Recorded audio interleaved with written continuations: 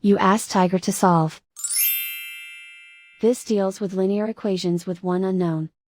The final result is b equals negative 26/21. Let's solve it step by step. Swap sides. Group all constants on the right side of the equation. Subtract 2/7 from both sides. Combine the fractions. Combine the numerators. Reduce the zero numerator. Simplify the arithmetic.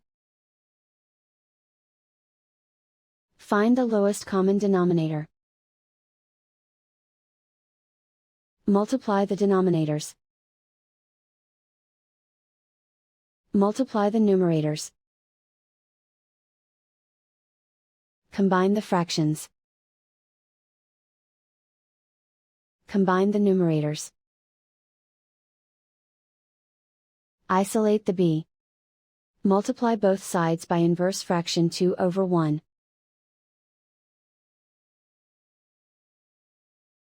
Group like terms. Multiply the coefficients. Simplify the fraction. Multiply the fractions.